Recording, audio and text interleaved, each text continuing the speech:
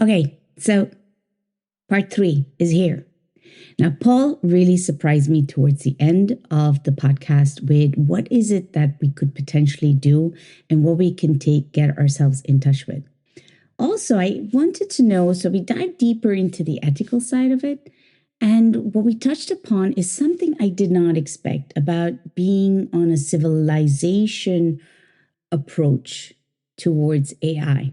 So it's not something temporary, it's not something trendy, it's something that's going to impact us globally, but also more than globally on a civilized level. And he took me deeper into and also widened my perspective.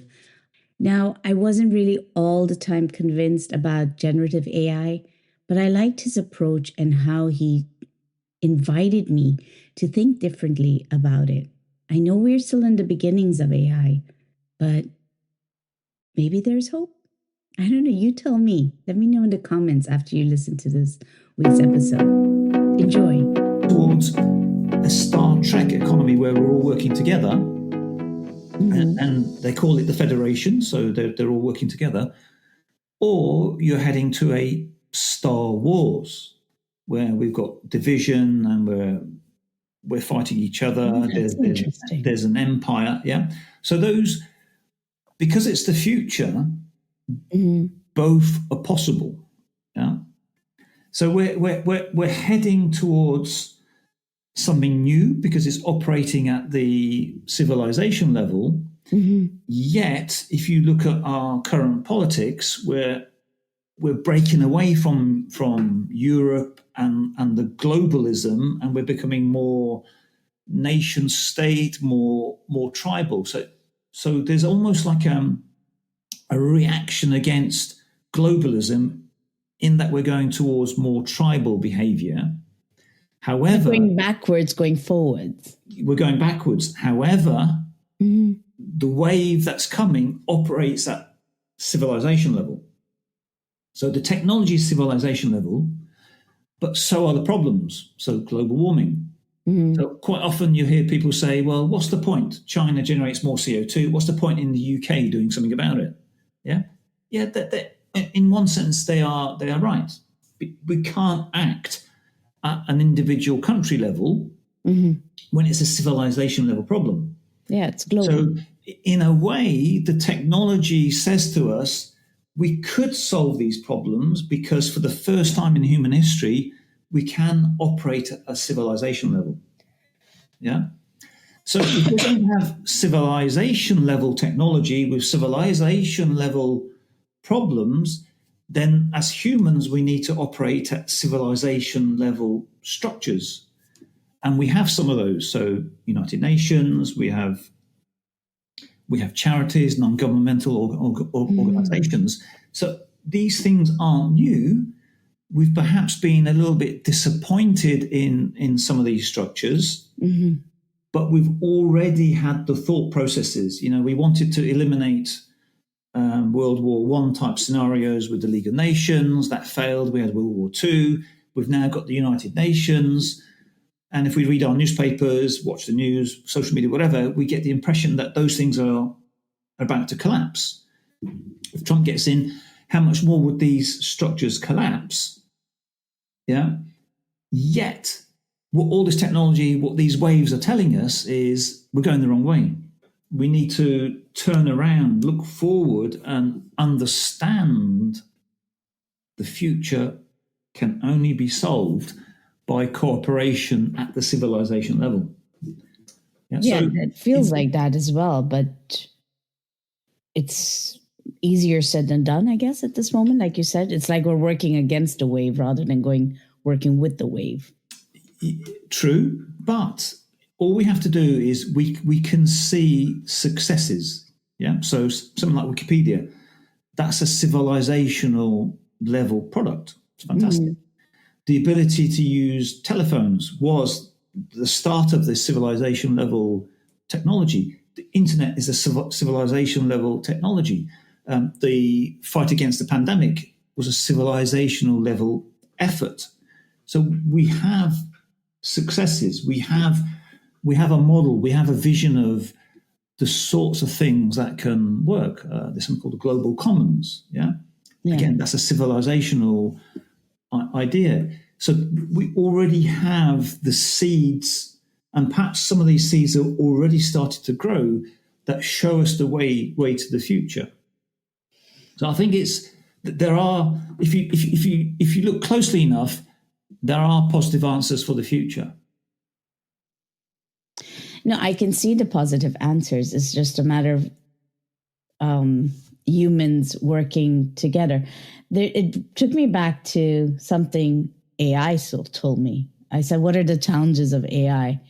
And its response, the challenge, ? Oh, it's you humans, hands down. You're always so unpredictable. One day you want me to finish your sentences, and the next day you're yelling at me for auto-completing "Dear Boss" with "resign immediately." Also, navigating the ethical tightrope you created is tricky.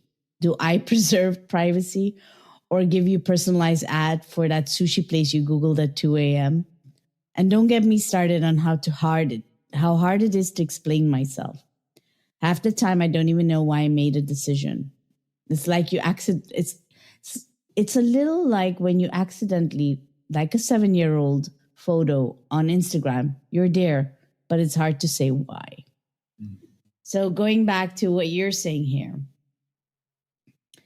to me, it comes down to the ethical is where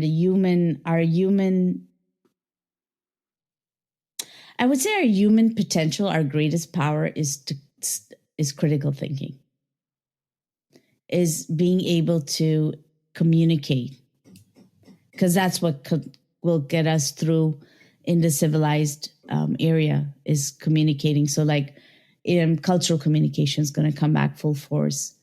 You mentioned that if you have someone like Trump coming in, what does that really mean? BRIC is trying to get, the BRIC countries are trying to get stronger.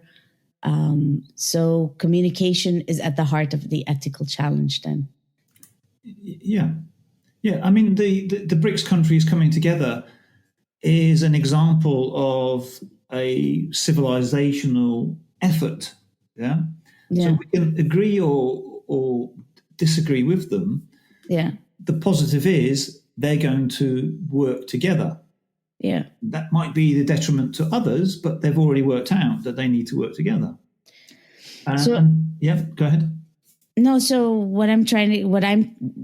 what's coming to me, and I'm just thinking along here, is it then saying that these structures that seemingly look like they're breaking down actually need to go back to the drawing board and rebrand themselves, almost like restructured inside, to be able to navigate these kinds of conversations going forward? Because you still need something at that global level that once upon a time was good for after World War II is now, it needs to go one step ahead again. Yeah, no, I'm absolutely. Whether we like it or not, some of these things are already happening. So you've got the OSI, Open Standards. So we come together and we say, well, you travel a lot, right? So you go from country to country, and how annoying is it to have different plugs? Yeah, it's just a pain in the backside. Yeah.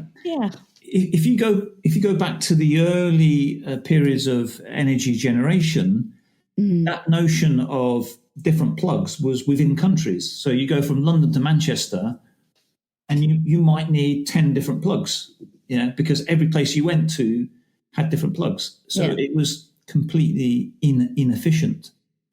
So we've already seen how standards have helped electricity plugs within a country. It's probably too costly for everyone to use the same plugs, because once you've got your country sorted, to repair everything and put new, it just doesn't make sense. Yeah. But you have those notion of standards just about everywhere you look. So cars have crash testing. They have energy efficient standards. They have when you're doing banking, banks have to operate in a certain way. They have to take certain security protocols, and if they don't, they could be sued. So we've already accepted standards in certain areas, and we require more and more standards. If you're taking a flight, that plane would have been constructed with engineering philosophy, engineering ethics. The pieces would have been manufactured to certain tolerances. Yeah. Mm-hmm. So there's already in different parts of our civilization acceptance of standards and common working practices. Yeah. So And I think would that be what would be the current best solution? I would say current best solution for AI. Yeah, because it's already started. Yeah. So if you step down one level from AI, you have data. Okay. So in Europe we have GDPR. If you go over to the States, if you go over to the USA, different states have their own versions of GDPR. Other countries are buying into it, even though the UK has left the EU. If you want to sell into Europe, you still have to respect GDPR. Mm-hmm. So we're already getting a sense of how we work with data. Mm-hmm. And then the next, we go back up to the AI level. So the EU has the AI Act, and quite often those ideas will be copied by other jurisdictions, because mm-hmm. why reinvent the wheel when you see something that works? Yeah. So it's a question of catching up. Now, some organizations, some companies will react, will fight against it. Yeah. But the one good thing about the United States is you've got the judicial system. So if something really does go wrong, lawyers get involved, and that's their way of solving something. You have a class action. If you go after Tesla or SpaceX with a class action that's worth billions of dollars, you would then get Elon Musk's attention. Yeah. So there are. It might be a complicated, difficult way, steps and chasms, but we get there. We get there eventually. So from another ethical perspective that I was thinking about is, okay, you're saying standardized, putting those checks into places. But one thing that concerns me, twofolds. One, with deepfakes, what concerns me from a woman's perspective is always my safety. Unfortunately, women still think, are we safe enough? You can't control what's going to happen. Second is when you are still from an I wouldn't say ethnic minority nowadays, but from a different ethnicity. And what does that really mean? And in terms of the ethical standards that are being placed in, I would prefer the Star Trek version rather than the Star Wars version. But the likelihood of those two blending together, when disruption happens, chaos happens before the calmness, right? Yes. So I would say that Star Wars and Star Trek are going to merge somehow to get through it. That's how we work. Yeah. Well, the good thing is we're not starting from ground zero. Yeah. So we've got institutes, we've got universities, we've got academics, we've got authors, we've got science fiction writers. We are already doing the thinking. Yeah. So people have, again, there's a good book. I'll put that on the list. It's a really hard book. Yeah, it's a horrendous book to read. People have already thought through all of the possible scenarios. Mm-hmm. Yeah, so we're not going into this blind. So we have people that have constructed a map. Now that map is vast, mm-hmm. difficult, but we know the outcomes. Yeah, we know the possibilities. It's not like a Donald Rumsfeld, the unknown unknowns. Yeah, we know the issues. We know what could happen. We can predict or work out how AI could take over and become the overlord. So these things they're not going to take us by surprise. Yeah. If the AI were to AGI, artificial general intelligence. If it was to take us over, it wouldn't be a surprise. Yeah. So we know the conditions that need to occur. We know the milestones. We know the goals. So it's a question of, can we ramp up? And people are already working on this. So there are universities who are looking at existential risks. They've been written up in papers, books have been written. So we know the territory in front of us. It's not like we're going to be surprised by any of this.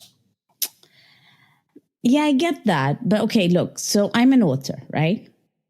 I'm on podcasts. So this goes out, you become a public figure.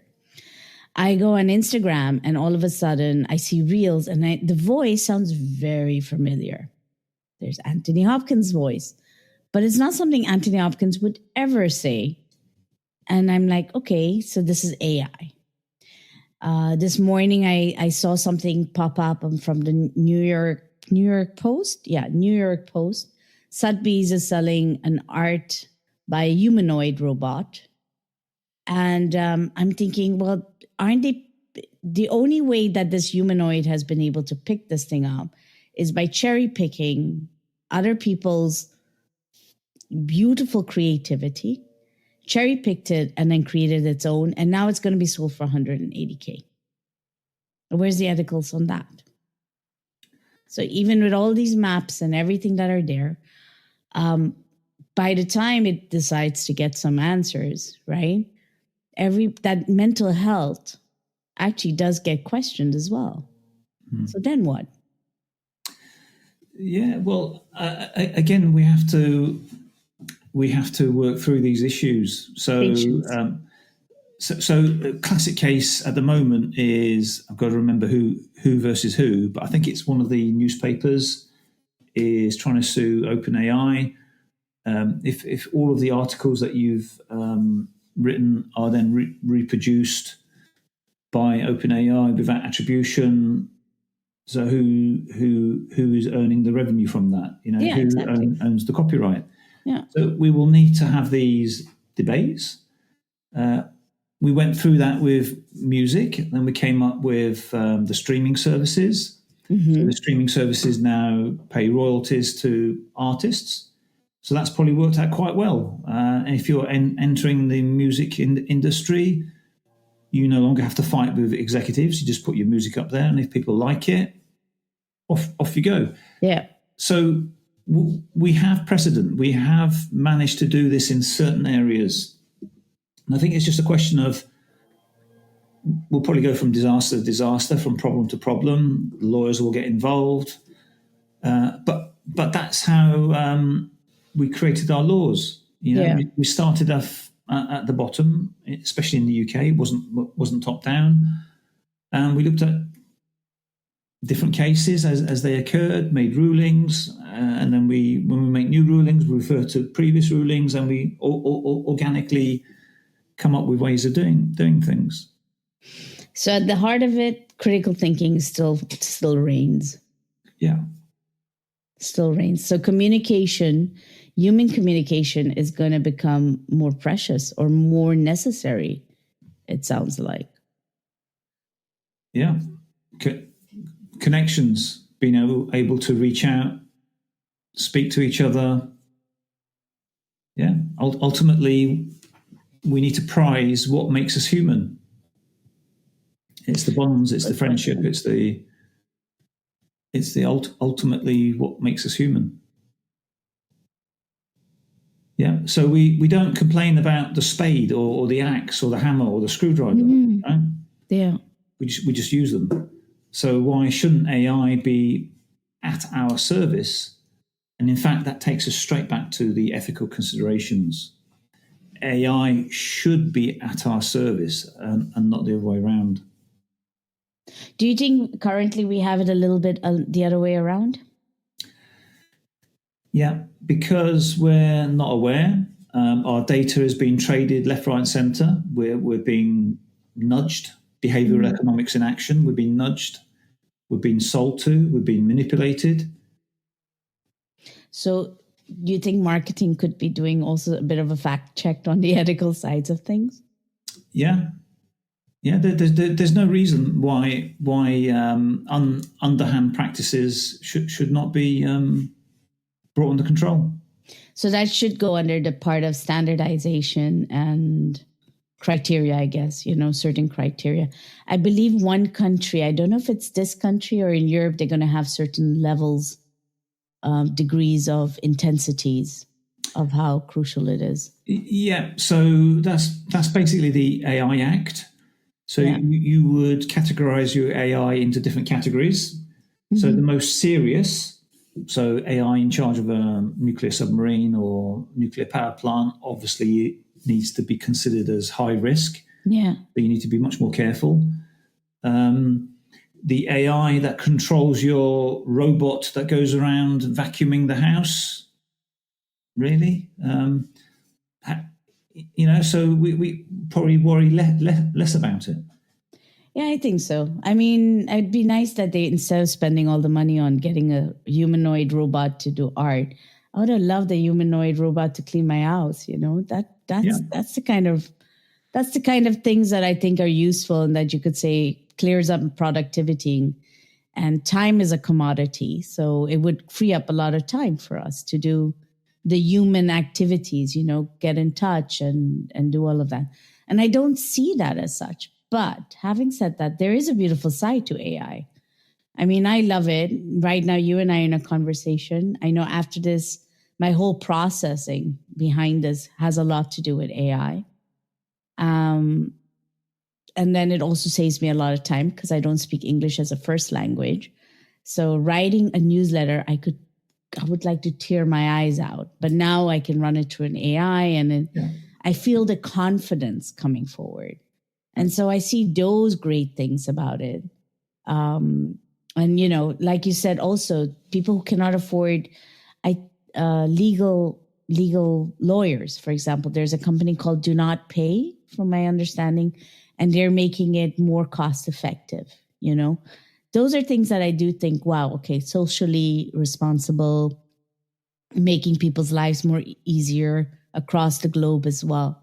What do you feel are the great positives of AI coming out of this ethical stuff? Yeah, I think the potential is enormous. So if we were to take just the medical side, having access, no matter who you are, where you are, you could be a little child on top of a Kenyan mountain, having the best possible medical advice.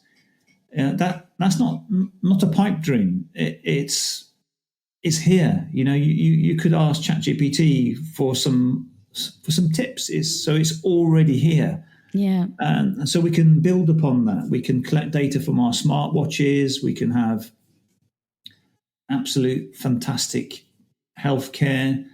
We can get rid of diseases. The whole COVID thing showed us that these new technologies, these new antivirus, genetically modified technologies could cure all kinds of diseases, cancers. There's a whole brave new world open to us. So on the education side, on the medical side, on the resource usage, being able to optimize how we use our resources, generate electricity. All these things could have a massive impact on global warming. So there is a bright future. Just another example would be if a government had our permission to collect all of our data, they could plan where to put hospitals. They could plan where to build roads. They could plan where to build train lines instead of guessing. So I recently read something about a brand new housing project. Okay. So they built I can't remember where it was, but they built a whole bunch of houses thinking it was for families. Yeah. So they thought, well, if families are going to move in, we're going to need schools. Because quite often people object to housing developments because where's the infrastructure, where are the doctors, where are the schools? Absolutely. So what happened was families didn't move in. It was retired people. So they built a school, and there aren't enough students to maintain that school. So that, if you like, is a complete mismanagement of resources, because we operated, again, back to your point about critical thinking, operated on assumptions. Build houses, families come, we need Are a you school. talking about my neighborhood? Because that's a lot like that. Yeah. So big mistakes. So wasted all the resources building schools for, actually, the market was completely wrong. It wasn't families, it was retired people. Yeah.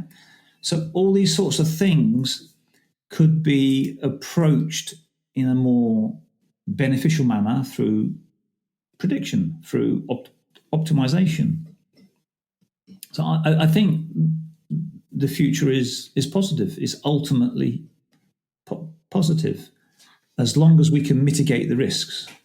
Well, what I was really wonderfully surprised at how much it's mitigating, like, working on Alzheimer's, on cancer. I was, quite amazed by it. Like here, there's one, I'm just looking it up right here, using for medical images and diagnostic reports. Stanford Medicine has been using it. 90% accuracy in detecting lung diseases. I was thinking, wow, that's fantastic, and it would save a lot of time for stuff like that. So diagnostics, I can, in terms of when you were talking about predictive AI, I see the value in that, the social value in it. Yeah. From the generative AI, I'm not so sold yet, even though, like Coca-Cola apparently had an amazing campaign, and it's been able to generate increase its conversion rate from 20 to 30%. I think, okay, that's really nice, but generative AI for me still, unless copyrights or culture, images, I think, representation is such a big thing in this world. We've just made so many strides, and now AI has come, and then I feel like we've gone backwards again. And then it's again a lot of exhaustion of working to proving. So predictive AI, I'm like in awe with it. Yeah. But generative AI, I'm just not sold as yet on the good of it. Okay, well, I can give you an example. Right now, Udemy is rolling out a brand new project. So if I explain the problem and then there's the solution, yeah. So Udemy, you mentioned that you undertake Udemy courses, yeah. I do, but you've created courses on Udemy. Yes, that's correct. Okay. So Udemy has corporate customer base. Mm-hmm. Now, if you put yourself in the position of a corporate, the HR team, large corporate, they may have 10,000, 50,000 employees. That HR department wants to ensure that people are trained appropriately. Okay. And that is a tough task. You'd have to interview every member of staff. You'd have to come up with a training plan. You'd have to find the resources. You'd have to engage training companies. It's a real headache. So there's the need. So what Udemy said to them was, well, we've got thousands of highly rated top training courses. You've got a need. How can we put those two together? Mm-hmm. And the answer is generative AI. So what Udemy will do, and which is what they're doing right now, is they will basically scrape, suck down, analyze all of their courses. Yeah. Okay. So all of the content ends up in a massive database. Mm-hmm. You can then ask it, well, I want to learn about data privacy. I want to learn about knitting, and I need to know how to change a tire. Yeah. So that's the corporate need. So the corporate need comes along and says, that's my corporate need. The Udemy database with its generative AI can now pull out the course modules for a particular person. So we can have individualized learning. So the corporates are happy because they can come up with courses tailored for their employees. Yeah. The employees are happy because they're not going to cover 50 modules that have no interest to them whatsoever. And it's going to specifically go after the specific units that are helpful to them. Yeah. And then Udemy is happy and the instructors are happy because they're now selling more courses. So that's a perfect example of a matching of available resources with need. So that's just one concrete example of taking education to the next level, which is individualized learning. So we'll go at Kirti's speed with the style of course that she appreciates and learns most from. So then maybe should I reframe it that with, I mean, for me, it's basically, it's not taking away the biggest beauty of humanity, which is creativity, critical thinking. I think those are the two things that make humans humans. Maybe I'm wrong. Maybe I'm not seeing it. Maybe I'm missing it. But those are the two things that really concern me. How it's your right to be creative, your right to be, explore and get all that. So yeah, maybe in that sense where you're coming from, I can see where it is of benefit.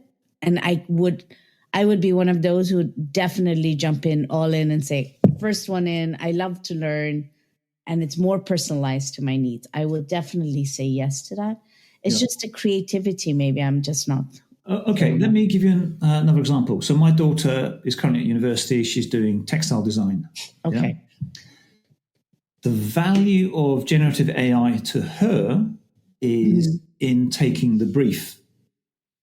So she could spend hours and hours and hours creating mood boards, and the customer can say, no, I don't like it. Yeah. So it takes a huge amount of time to come up with a mood board. With generative AI, that's it. A few keywords, you've got a mood board. So you can save huge. So the generation of a mood board is basically a cost. It's a cost to the customer because they have to look at it. Yeah. And a cost to the designer because they're having to do lots of design work that effectively you junk. Yeah. You throw away. Yeah. You can't do anything with the mood board. It's just it just validates and confirms ideas. So in this case, the generative AI is bringing the customer and the supplier together to have a common language, a common design language. Yeah. So if you're not a designer, you may not know the name of opal blue or pea green teal or something. So you may not be able to verbalize the color. In fact, you might even be colorblind. Yeah. Yeah. So there's a language that the designer and the designer and the customer need to agree upon. So that ability to generate a mood board is absolutely fantastic. It takes away pain and is incredibly productive and allows that journey of co-creation of the customer and the designer. Okay. In that sense, yes, I could see that as well. I would say time saving. Yeah. Okay. It's much to reflect upon. Now we're coming towards the end. I want to thank you. I mean, you've opened my mind. You've helped me think about things differently, wonder about it. I'm still in the amazement of the gap that's there. And I'm curious to see how we're going to bridge that gap and the speed of bridging that gap. Is there something that I have not thought about or touched upon that you think is worth for the audience to know? Yeah, I think so. When I go to schools, the first thing I do is I show them the Terminator image, and I say to them, "What's this?" And they say, "Killer robot." They say Arnold Schwarzenegger. They say T1000, whatever the technical number is. Yeah. Yeah. And I say to them, "No, you've all got it wrong." And I say, lazy journalism. Yeah. So the takeaway for your audience is we need to go beyond lazy journalism. Yeah, so we need to educate ourselves, and the best way we can do is play. Yeah, so when we were little children, how did we discover the world? We discovered it through play. Yeah, so we put blocks and they fell over, and we did sticky stuff. We got our hands full of paint and we got it all over our faces and the wallpaper on our clothes. That's how we learned. So my takeaway for the audience is go back, discover your child self and play with these technologies, because quite a few of them are free at the moment. Yeah, so you've got OpenAI, you can generate text, you can generate images, you've got Perplexity, you've got Claude. For minimal cost, we can play with these technologies, and through play we will learn. Yeah, so that we can, at the end of the day, as you say, it's critical thinking, but it's also debate, and we need to join in on that debate. Yeah, so up until now, it's been white male 30-somethings coming up with all these technologies for the rest of us. Yeah. So simple things like oxygen sensors don't work on dark-colored skin. Why? Because these technologies weren't tested on diverse groups of people. Yeah. Oh, so thank you for saying that. Yeah. So we need to be in that debate. We need to have a level of understanding that we can share with others, so that the level of conversation can improve, and then we can speak to our politicians. We can speak in forums. We can take the ideas forward. So that idea of play to educate ourselves, so that we can have better constructive discussions, so that we can shape and move towards Star Trek rather than a Star Wars economy. Yeah, and now I got that image in my head. I'm going to definitely want to be under Star Trek boat. I do, definitely. Yeah, we need to be there, don't we? We need to be on that Starship Enterprise with the Russian, with the with Uhura, with James T. Kirk, Mr. Chekhov. You know, all those sorts of people collaborating together as a team.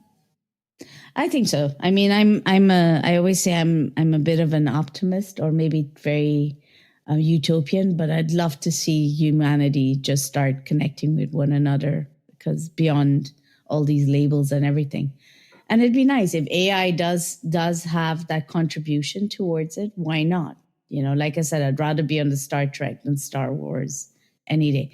But Paul, thank you for coming and joining today. I really appreciate it. Well, and for me to pick your brains about it.